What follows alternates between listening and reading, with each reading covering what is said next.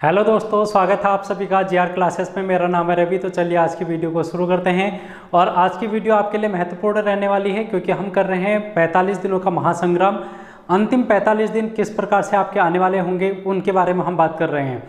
इसमें हम बात कर रहे थे भारतीय राज्य व्यवस्था की, इंडियन पॉलिटी की। तो हमने 3 क्लास इंडियन पॉलिटी की अभी तक कर दी हैं। उसमें हमने इंडियन पॉलिटी के महत्वपूर्ण टॉपिक को डिस्कस किया है जो कि आने वाले एग्जाम के लिए महत्वपूर्ण रहेंगे। यहाँ से क्वेश्चन अभी तक पूछे गए हैं बहुत सारे एग्जाम में और भी आने वाले एग्जाम में पूछे जाएंगे। तो मैंने मेन टॉपिक जो कि आपके लिए इंपॉर्टेंट हो सकते हैं उन टॉपिकों को लाने की कोशिश की है इस 45 दिनों में। आई होप आपको ये सीरीज़ पसंद आ रही होगी। कमेंट करके ज़रूर बताना कैसी आपको वीडियो ये सीरीज़ लग रही है। इसके अलावा आप नोट्स बना लें। नोट्स को आपके काम आएंगे जब आप एग्ज़ाम में बैठेंगे। उससे पहले अगर आप नोट्स को देखकर रिवीजन करेंगे तो डेफिनेटली आपको एक फ़ायदा ज़रूर मिलेगा। आई होप आप नोट्स बना रहे होंगे। तो चलिए वीडियो को शुरू करते हैं। और अगर आप चैनल पर नए होंगे तो चैनल को सब्सक्राइब कर लेना, बेल आइकन को प्रेस कर लेना, नोटिफिकेशन आपको सबसे पहले मिल जाएगी। इसके अलावा आप टेलीग्राम चैनल ज्वाइन कर सकते हैं। वहाँ पर अपना कोई भी डाउट हो वो पूछ सकते हैं मेरे से। कोई भी क्वेरी हो, कोई भी एग्ज़ाम से रिलेटेड या फिर सिलेबस से रिलेटेड, या फिर आपको कोई टॉपिक समझ में नहीं आता है, रीजनिंग, जीएस, हिंदी या फिर उत्तराखंड, कोई भी टॉपिक हो आप मेरे से वहाँ पर पूछ सकते हैं। मैं आपको आंसर करने की कोशिश करूँगा। तो चलिए आज की वीडियो में हम बात करेंगे न्यायपालिका की बात करेंगे, जिसमें हम बात करेंगे सुप्रीम कोर्ट, हाई कोर्ट के बारे में बात करेंगे। उसके अलावा महत्वपूर्ण आयोगों को देखेंगे जैसे कि निर्वाचन आयोग है जिनको हम चुनाव आयोग, इलेक्शन कमीशन कहते हैं। साथ ही उसके बाद हम बात करेंगे वित्त आयोग की। और फिर हम बात करेंगे कुछ और महत्वपूर्ण टॉपिक हैं जो आपके आने वाले एग्जाम के लिए महत्वपूर्ण रहेंगे। तो चलिए हम देखते हैं पहली सुप्रीम कोर्ट। सुप्रीम कोर्ट को हम देखते हैं भाई। सुप्रीम कोर्ट, अगर आपको राइटिंग समझ में ना आ रही हो तो आप ये भी कमेंट कर सकते हैं। तो क्योंकि जल्दी जल्दी मैं लिखने में थोड़ी सी राइटिंग चेंज हो जाती है, तो इसलिए अगर आपको कोई दिक्कत होती है, समझ में नहीं आती है, तो आप मेरे को बता सकते हैं। सुप्रीम कोर्ट के बारे में हम बात करेंगे। और अगर आपसे पहला ही क्वेश्चन ये पूछ लिया जाएगा कि भारत की न्यायिक व्यवस्था किस प्रकार की है, तो भारत की जो न्यायिक व्यवस्था है, पहला ही क्वेश्चन आपके पास है भारतीय न्यायिक व्यवस्था। भारतीय न्यायिक व्यवस्था ये किस प्रकार की है, तो ये है इकहरी एवं एकीकृत। भारत की न्यायिक व्यवस्था इकहरी और एकीकृत व्यवस्था है। ये आपको पहले से सबसे पहले ध्यान में रखना है क्योंकि ये सेम एज इट इज इसी प्रकार से क्वेश्चन आपका पूछा जाता है। उसके बाद आपको ये पूछा जाता है कि ये जो न्यायिक व्यवस्था इसके सर्वोच्च शिखर पर कौन होता है, तो वो होता है सुप्रीम कोर्ट। सुप्रीम कोर्ट को अब हम डिस्कस करते हैं। इसके बारे में जो अनुच्छेद है वो आपसे पूछ लिया जाता है बहुत बार। तो अनुच्छेद 124, अनुच्छेद 124 कहता है सुप्रीम कोर्ट का गठन। सुप्रीम कोर्ट का गठन की बात करता है अनुच्छेद 124। और अब देखो, अगर सुप्रीम कोर्ट की गठन या फिर स्थापना, इसकी स्थापना, गठन और सुप्रीम कोर्ट की शक्तियों के बारे में अगर बात करेगा, शक्ति को कम करना है, ज़्यादा करना है, और इसके जो न्यायाधीश हैं इनकी संख्या को कम करना है, ज़्यादा करना है। अगर इनकी जो शक्ति की बात करेगा, ये जो प्रावधान है ये किसके पास होगा, ये होगा संसद के पास। भारतीय संसद जो है सुप्रीम कोर्ट की स्थापना, गठन संबंधी जो शक्ति है वो संसद के पास होगी। तो ये जो है ये अधिकार किसके पास है, संसद के पास। यहाँ से भी आपके क्वेश्चन पूछ लिया जाता है। अब अगर हम बात करें भारत में सुप्रीम कोर्ट की, तो भारत में सुप्रीम कोर्ट देखो, सुप्रीम कोर्ट में एक होते हैं न्यायाधीश जिनको हम बोलते हैं मुख्य न्यायाधीश। एक मुख्य न्यायाधीश होते हैं। इसके अलावा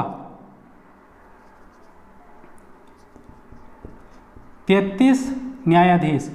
ये भी आपसे क्वेश्चन पूछ लिया जा सकता है कि भारत में कितने जो संरचना है सुप्रीम कोर्ट की उसमें कितने न्यायाधीश हैं, तो एक मुख्य न्यायाधीश और 33 अन्य न्यायाधीश हैं जो कि आपको यहाँ पर से ध्यान में रखना है।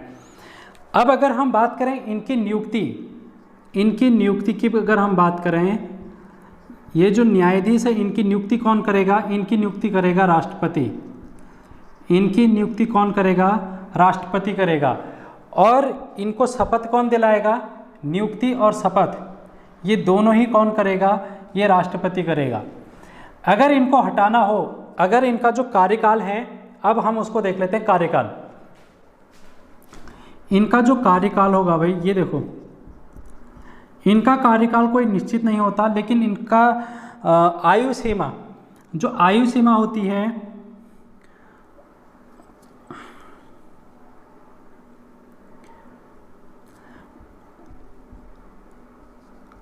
पैंसठ वर्ष की आयु, 65 वर्ष की इनकी अधिकतम आयु होनी चाहिए रिटायरमेंट के लिए। ये आपसे क्वेश्चन पूछा जा सकता है कि सुप्रीम कोर्ट के जो न्यायाधीश होते हैं, मुख्य न्यायाधीश, उनके लिए जो आयु है वो कितनी है? तो वो है 65 ईयर। 65 ईयर आपको ध्यान में रखना है भाई। और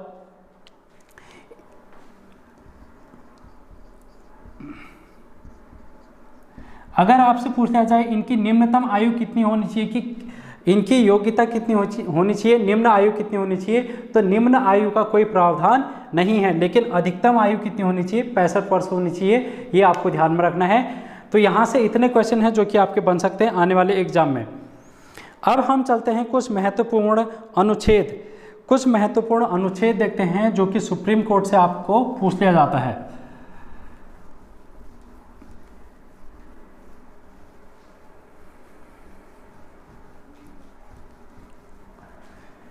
सबसे पहला अनुच्छेद तो आपसे पूछ लिया जाता है अनुच्छेद 32। अनुच्छेद 32, अनुच्छेद 32 क्या कहता है? जो सुप्रीम कोर्ट है, सुप्रीम कोर्ट वो क्या होगा? मौलिक अधिकारों का रक्षक। सुप्रीम कोर्ट को मौलिक अधिकारों का रक्षक कहा जाता है। ये बात अनुच्छेद 32 में लिखी गई है। ये बात जो है अनुच्छेद 32 में लिखी गई है। इसके अलावा संविधान की अंतिम व्याख्या करने का अधिकार किसके पास है? तो ये है सुप्रीम कोर्ट के पास। यानी कि संविधान का जो अंतिम व्याख्या है, संविधान की अंतिम व्याख्या, इसका जो अधिकार है वो किसके पास है? वो है सुप्रीम कोर्ट के पास। ये भी क्वेश्चन आपके हूबहू देखने को बहुत बार मिला है, तो आप इसको भी नोट डाउन कर लेना। अब हम बात करेंगे अनुच्छेद 143। अनुच्छेद 143, यहाँ से भी क्वेश्चन बहुत बार पूछा गया है। इस अनुच्छेद 143 को मैंने पहले भी डिस्कस कर लिया है जब हम राष्ट्रपति कर रहे थे, तो अभी भी हम डिस्कस कर लेते हैं क्योंकि सुप्रीम कोर्ट की अगर बात हो रही है तो 143 अनुच्छेद के तहत जो राष्ट्रपति है, अगर किसी बात पर उनको सलाह चाहिए तो वो सुप्रीम कोर्ट से परामर्श ले सकते हैं। तो सुप्रीम कोर्ट क्या करेगा? इस अनुच्छेद के तहत राष्ट्रपति को परामर्श देता है। ये बात आपने लिख लेनी है कि राष्ट्रपति को परामर्श सुप्रीम कोर्ट अनुच्छेद 143 के तहत देते हैं।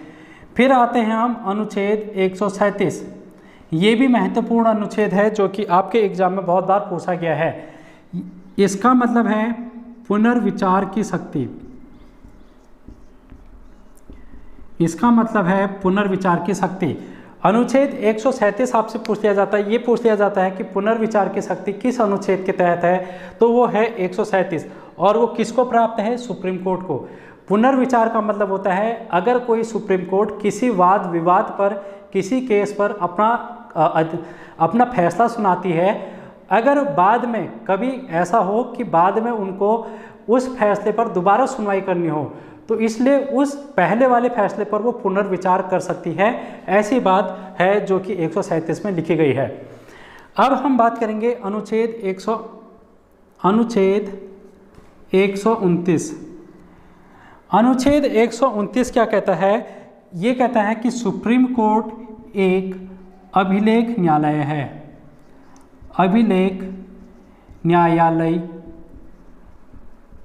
है। इसका मतलब क्या हुआ? सुप्रीम कोर्ट एक अभिलेख न्यायालय है। इसका मतलब ये हुआ कि जो भी सुप्रीम कोर्ट के फैसले होंगे वो भारत के हर एक न्यायालय में मान्य होंगे, उनका हम जो है पालन करेंगे सुप्रीम कोर्ट के फैसले का। ये बात है 129 में लिखी गई है कि सुप्रीम कोर्ट एक अभिलेख न्यायालय है। तो आई होप आपको ये जो अनुच्छेद हैं सुप्रीम कोर्ट से संबंधित वो आपको समझ में आ गए होंगे। और यहाँ से जो क्वेश्चन है ज़्यादातर इन्हीं से क्वेश्चन पूछ लिया जाता है। तो यहाँ पर अब हम बात करेंगे हाई कोर्ट की। सुप्रीम कोर्ट एक ऐसा टॉपिक है जिसमें 1 से 2 क्लास लंबी कराई जा सकती है, लेकिन आपके एग्ज़ाम के लिए क्या इम्पोर्टेंट है वो मैंने आपको बताने की कोशिश कर रखी है। तो आई होप आप इतना समझने की कोशिश करेंगे। अब हम बात करेंगे हाई कोर्ट की। हाई कोर्ट की अगर हम बात करें तो हाई कोर्ट को देखो भाई, हाई कोर्ट मतलब उच्च न्यायालय जो कि हमारे राज्यों में गठित किए जाते हैं। सुप्रीम कोर्ट केंद्र के लिए और जो हाई कोर्ट है वो हमारे राज्यों में गठित किए जाते हैं। हाई कोर्ट उच्च न्यायालय,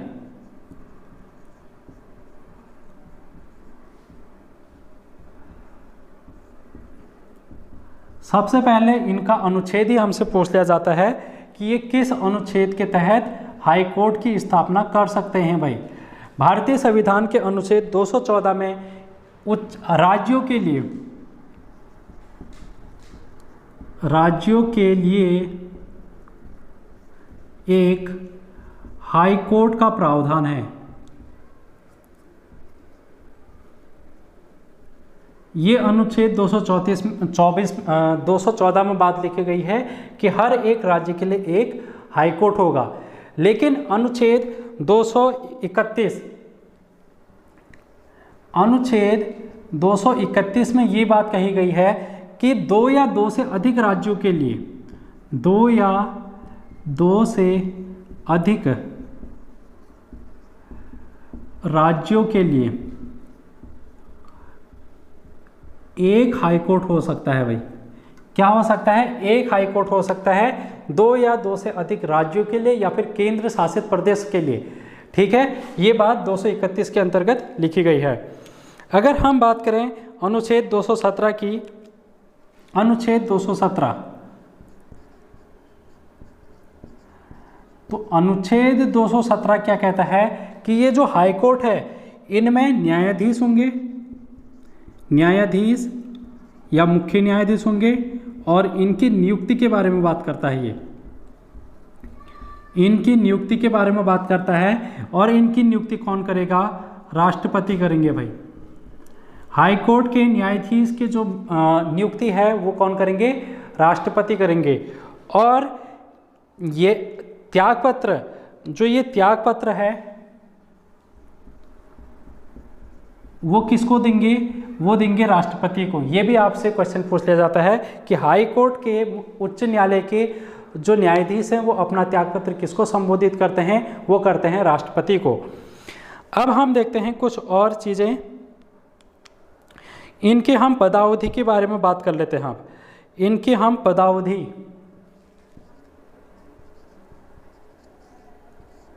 पद की अवधि कितनी होगी भाई? और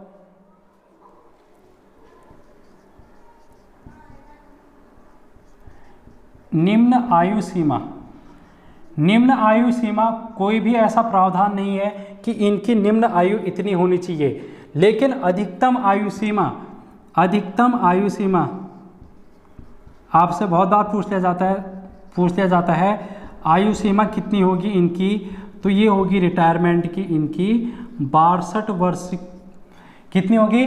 62 ईयर इनकी रिटायरमेंट की एज होगी, सेवानिवृत्त की एज होगी। ठीक है, ये बात आपको ध्यान में रखनी है। इसके अलावा हम यहाँ पर देखें अनुच्छेद 215, अनुच्छेद 215 हाई कोर्ट एक अभिलेख न्यायालय है।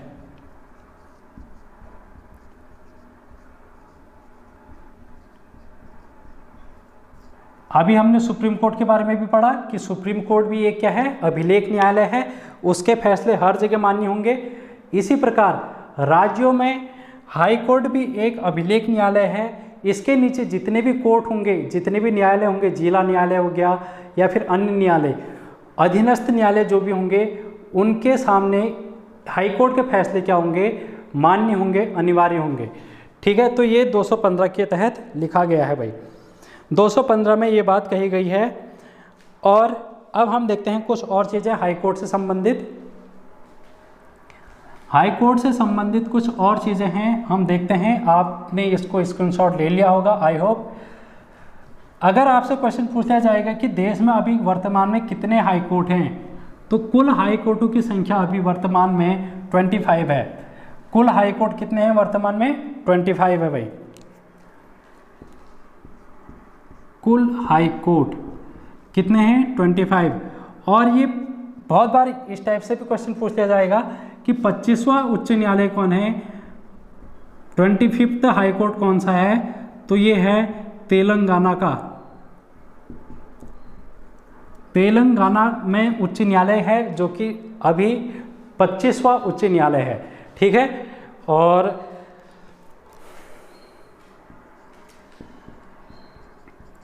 दिल्ली तथा पुदुचेरी, दिल्ली और पुदुचेरी दो ऐसे केंद्र शासित प्रदेश हैं जहां पर हाई कोर्ट है। दिल्ली और पुदुचेरी ऐसे केंद्र शासित प्रदेश हैं जहां पर हाई कोर्ट है। अन्य जो केंद्र शासित प्रदेश है वहां पर कोई भी हाई कोर्ट नहीं है। एक क्वेश्चन आपसे ये भी पूछ लिया जाता है कि जो ये अंडमान निकोबार है, अंडमान निकोबार द्वीप समूह, इसका हाई कोर्ट कहाँ पर है? तो इसका हाई कोर्ट है कलकत्ता हाई कोर्ट। इसका हाई कोर्ट कहाँ पर है? Calcutta high court. क्योंकि बहुत बार ये वाला क्वेश्चन पूछा गया है अलग अलग एग्जामों में, इसलिए मैंने आपको ये कराने की कोशिश की है। अंडमान निकोबार द्वीप समूह का जो हाई कोर्ट है वो है कलकत्ता हाई कोर्ट। आपसे पहला क्वेश्चन ये भी पूछ लिया जाता है कि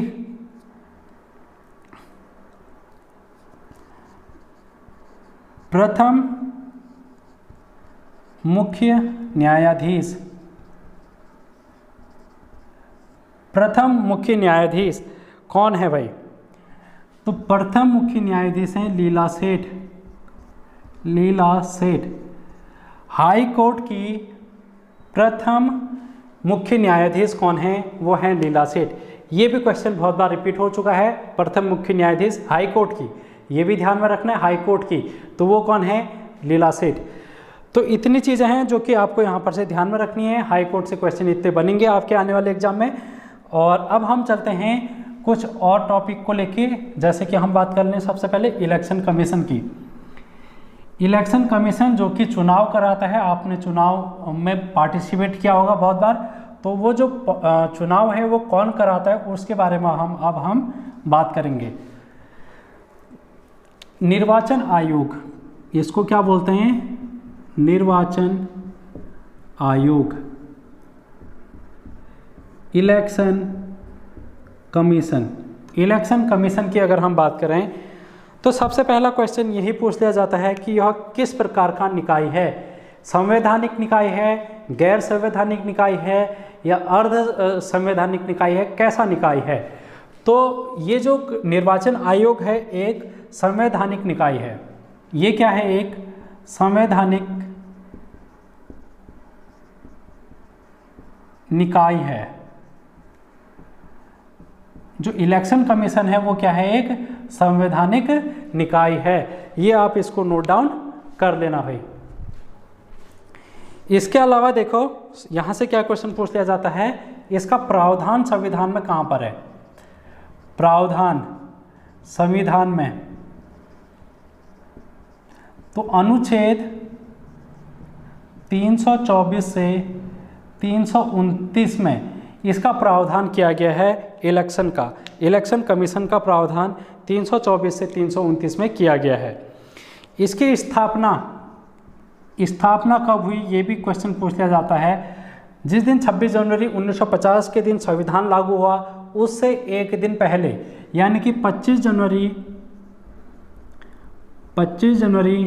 1950 को निर्वाचन आयोग की स्थापना की गई थी, जो कि महत्वपूर्ण आपका एग्जाम के लिए क्वेश्चन रहेगा। इसके अलावा हम देखते हैं निर्वाचन आयोग से इसकी संरचना में, निर्वाचन आयोग की संरचना, तो इसमें होते हैं एक व्यक्ति होते हैं मुख्य निर्वाचन आयुक्त, एक तो होंगे मुख्य निर्वाचन आयुक्त और 2 अन्य होंगे अन्य आयुक्त, 2 अन्य आयुक्त होंगे भाई इसमें। अब ये जो निर्वाचन आयुक्त हैं इनकी नियुक्ति कौन करता है? इनकी नियुक्ति अगर आपसे पूछ लिया जाएगा निर्वाचन आयोग के निर्वाचन आयुक्त की नियुक्ति किनके द्वारा की जाती है? नियुक्ति तो ये कौन करता है? भारत का राष्ट्रपति, भारत के राष्ट्रपति महोदय निर्वाचन आयुक्त की नियुक्ति करते हैं। ये भी आपको ध्यान में रखना है।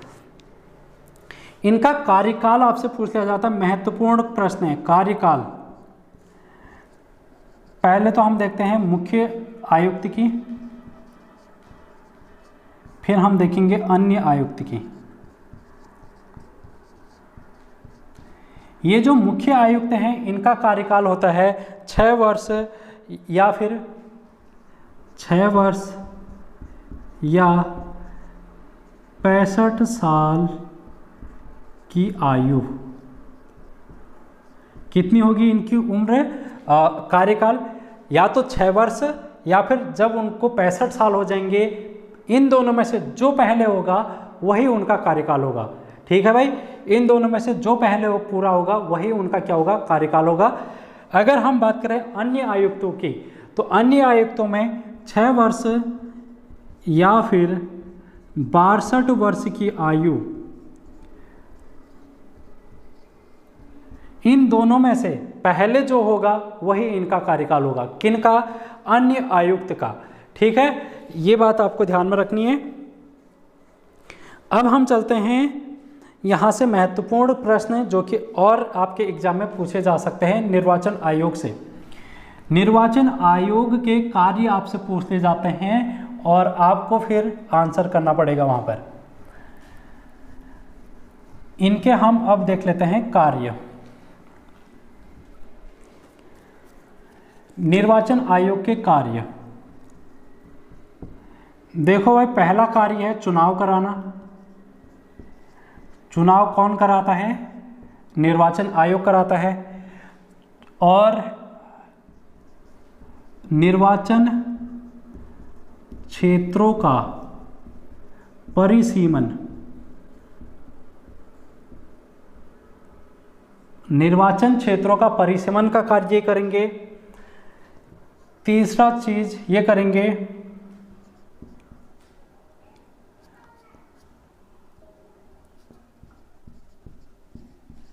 राष्ट्रीय दलों को मान्यता देंगे। ये कोई दल राष्ट्रीय दल है या नहीं है उसको मान्यता कौन देगा? वो देगा निर्वाचन आयोग। चुनाव चिन्ह या चुनाव चिन्ह किस दल का कौन सा चिन्ह होगा ये कौन डिसाइड करेगा? ये डिसाइड करेगा निर्वाचन आयोग। इसके अलावा आपने देखा होगा जब चुनाव होते हैं उस समय चुनाव से पहले आचार संहिता लग जाती है, तो आचार संहिता लगाने का काम कौन करता है? वो करता है निर्वाचन आयोग। निर्वाचन आयोग क्या है? आचार संहिता लगाने का काम करता है। इसके अलावा अगर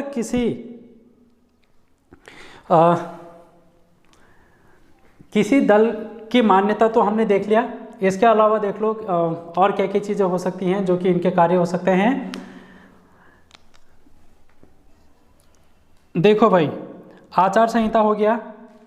अगर हम बात करें योग्यता, योग्यता किसकी? कोई भी व्यक्ति जो कि चुनाव इलेक्शन के लिए खड़ा हो रहा है उसकी योग्यता संबंधी जो भी विवाद होंगे वो निर्वाचन आयोग डिसाइड करेगा या फिर देखेगा। ठीक है, इतनी चीज़ें हैं जो कि आपको यहाँ पर से निर्वाचन आयोग से ध्यान में रखनी है। यहाँ से महत्वपूर्ण क्वेश्चन है जो कि आपका बहुत बार पूछ लिया जाता है। अब हम चलते हैं अन्य आयोग जिसको हम बोलते हैं नीति आयोग। जिसको हम बोलते हैं नीति आयोग। यहाँ से भी क्वेश्चन बहुत बार पूछ लिया जाता है भाई।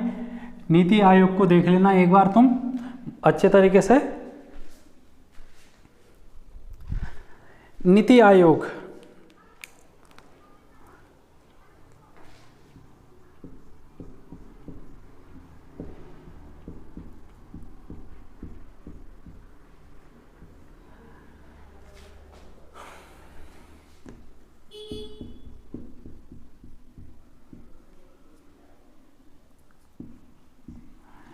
अब देखो, नीति आयोग का नाम पहले क्या था?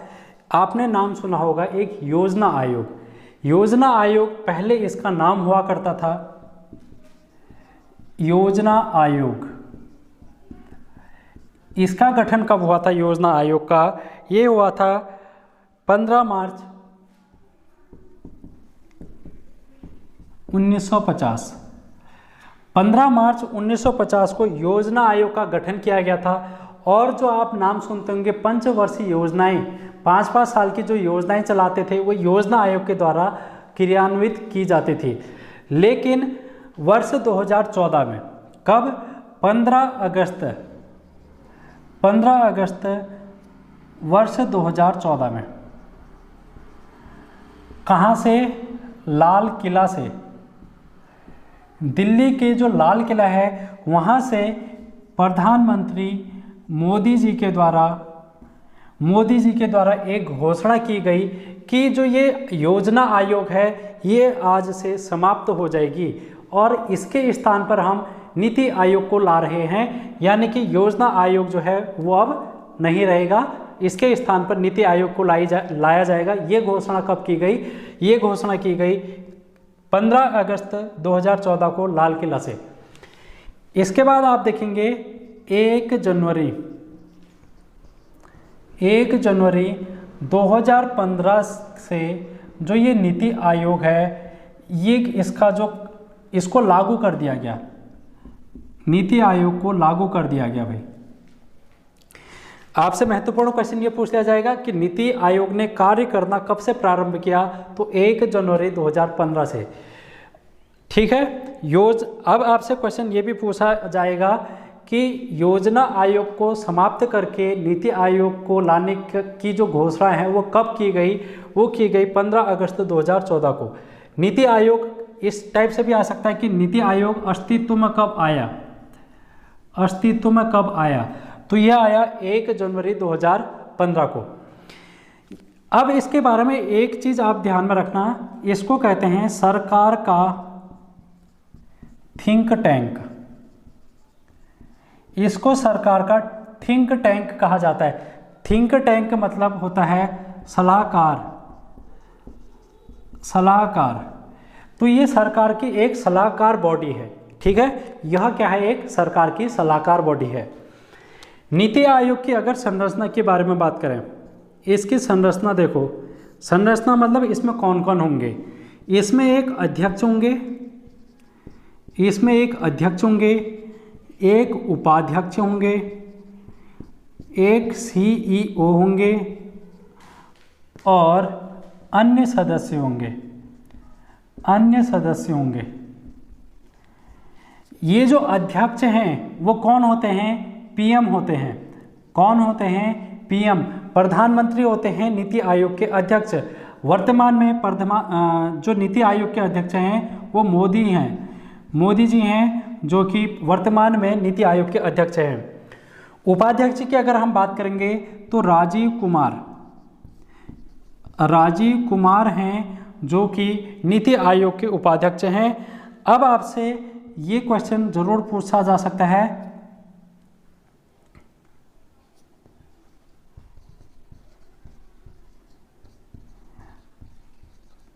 कौन सा क्वेश्चन? सीईओ का आपसे क्वेश्चन पूछा जा सकता है। परमेश्वरन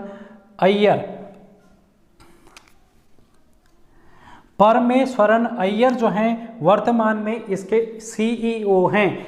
मैं ऐसा इसलिए कह रहा हूं कि ये इम्पोर्टेंट है क्योंकि इनको अभी वर्तमान में 2022 जुलाई में नियुक्त किया गया है, इसलिए ये करंट अफेयर का भी क्वेश्चन आपका बन जाएगा। इसलिए ये सीईओ जो हैं वो आपके इम्पोर्टेंट हो जाएंगे। इससे पहले जो सीईओ थे वो थे अमिताभ कांत। अमिताभ कांत का नाम भी आपने याद करना है, जो कि इससे पहले सीईओ थे। अन्य सीईओ, अन्य सदस्य देखो भाई, इसमें होंगे एक गृह मंत्री, एक होंगे रक्षा मंत्री, एक होंगे कृषि मंत्री और एक होंगे वित्त मंत्री।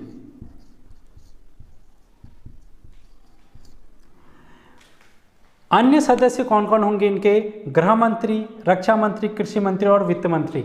गृह मंत्री कौन है वर्तमान में? अमित शाह हैं। रक्षा मंत्री कौन है? रक्षा मंत्री राजनाथ सिंह हैं और कृषि मंत्री नरेंद्र तोमर हैं। वित्त मंत्री की अगर हम बात करेंगे, अब हम बात करेंगे वित्त आयोग की। किसकी बात? वित्त आयोग।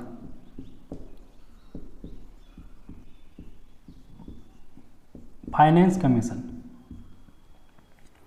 फाइनेंस कमीशन की अगर हम बात करें तो इसका जो प्रावधान है, इसका प्रावधान भारतीय संविधान के अनुच्छेद 280 में, अनुच्छेद 280 में वित्त आयोग के गठन की बात की गई है, इसके गठन की बात कही गई है। और ये जो गठन है कौन करेगा? वित्त आयोग का गठन किसके द्वारा किया जाएगा? तो ये किया जाएगा राष्ट्रपति के द्वारा। कौन करेगा भाई? राष्ट्रपति वित्त आयोग का गठन करेंगे। और ये जो वित्त आयोग है इसमें कौन कौन होंगे? एक अध्यक्ष होंगे, एक अध्यक्ष होंगे और 4 अन्य सदस्य होंगे। कितने? 4 सदस्य। इनकी नियुक्ति कौन करेगा? इनकी नियुक्ति भी कौन करेगा? वो करेंगे भारत के राष्ट्रपति। इनकी नियुक्ति भी कौन करेंगे? भारत के राष्ट्रपति। अगर हम बात करें इनके कार्यकाल की, तो 5 वर्ष का कार्यकाल होता है वित्त आयोग का। आपसे महत्वपूर्ण क्वेश्चन पूछा जाता है, वित्त आयोग का कार्यकाल कितने वर्ष का होता है? तो 5 वर्ष का होता है। वित्त आयोग का जो कार्य होता है वो क्या होता है? जो केंद्र है और राज्य है, इन दोनों के मध्य वित्त का वितरण करना, धन का वितरण करने का कार्य ही वित्त आयोग का होता है। अब आपसे एक क्वेश्चन पूछा जाता है, राज्य वित्त आयोग, राज्य वित्त आयोग का गठन तो 243(1) अनुच्छेद, तो अनुच्छेद 243(1) जो है वो राज्य वित्त आयोग के गठन की बात करता है। और ये जो गठन है वो किसके द्वारा किया जाता है? राज्यपाल के द्वारा। किसके द्वारा? राज्यपाल के द्वारा। यहाँ से और क्या क्वेश्चन आपके बनते हैं? बहुत बार आपसे पूछा जाता है प्रथम वित्त आयोग के बारे में। प्रथम वित्त आयोग, इसका गठन कब किया गया था? तो प्रथम वित्त आयोग का गठन 1951 में किया गया था। और इसके अध्यक्ष कौन थे ये भी आपसे पूछा जा सकता है। प्रथम वित्त आयोग के अध्यक्ष थे केसी नियोगी। केसी नियोगी जो हैं वो प्रथम वित्त आयोग के अध्यक्ष हैं। वर्तमान में 15वां वित्त आयोग है, 15वां वित्त आयोग। और इनके अध्यक्ष आपसे अगर पूछ लिया जाएगा तो ये हैं N.K. सिंह। N.K. सिंह जो हैं 15वें वित्त आयोग के अध्यक्ष हैं। तो इतनी बातें हैं जो कि आपको वित्त आयोग से ध्यान में रखनी है। यहाँ से आपके एग्जाम में क्वेश्चन बनेंगे तो आप कर लेना। ठीक है भाई, तो आज के वीडियो में हम इतना ही रखते हैं। नेक्स्ट वीडियो में फिर से मिलेंगे कुछ और महत्वपूर्ण टॉपिक इंडियन पॉलिटी के लेके। तो तब तक बने रहिए। JR क्लासेस को सब्सक्राइब कीजिए, वीडियो को शेयर कीजिए ज़्यादा से ज़्यादा।